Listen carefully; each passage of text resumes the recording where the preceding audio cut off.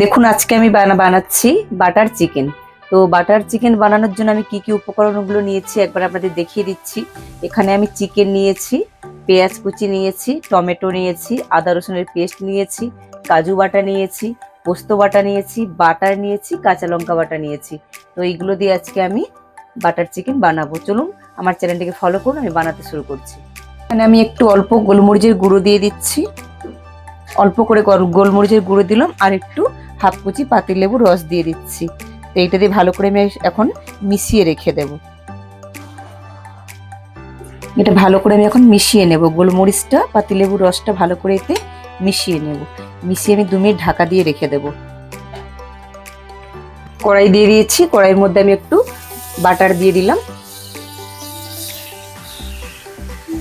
দেখুন বাটারটা একদম গলে গেছে। এবার চিকেনগুলো কিন্তু আমি এক এক করে একটু ভেজে নেব, সবকটাই হালকা করে একটু ভেজে নেব।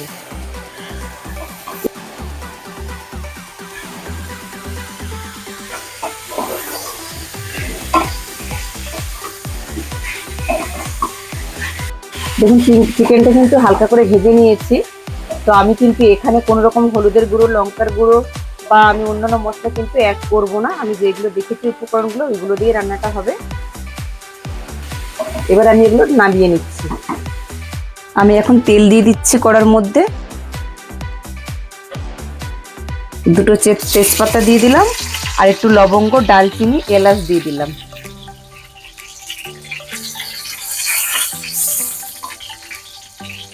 এবার আমি পেঁয়াজ কুচিটা দিয়ে দিচ্ছি।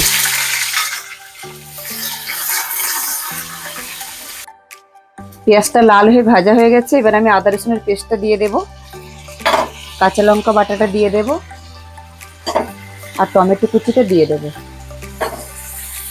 দিয়ে ভালো করে এটা কষিয়ে নেব। আমি অল্প একটু চিনি দিয়ে দিচ্ছি যাতে কালারটা একটু ভালো আসে। এবার ভেজে রাখা চিকেনগুলো আমি দিয়ে দিচ্ছি। একটু ভালো করে এবার কষিয়ে নিতে হবে।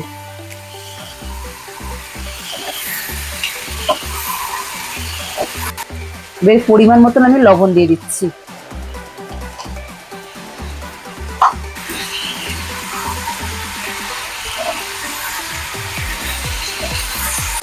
এবার আমি দিয়ে দিচ্ছি কাজু বাটা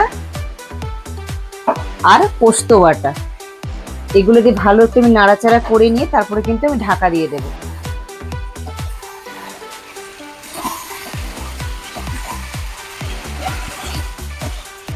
এটা কিন্তু কষানো হয়ে গেছে। এবার আমি কিন্তু একটু পরিমাণ মতন জল দিয়ে দেব, অল্প আমি জল দিয়ে দিচ্ছি। এটা কিন্তু দেখতে সাদা লাগবে, যখন খেয়ে দেখবেন তখন খুবই ভালো লাগবে, টেস্ট ভালো হবে।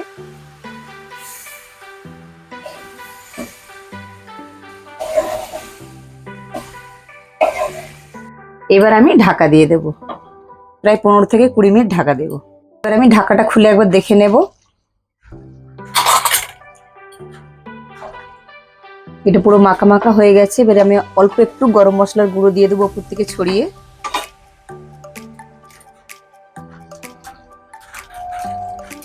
বেশি গরম মশলা দেব না। এটা কিন্তু হয়ে এসছে। এবার আমি কিন্তু নামিয়ে নেব।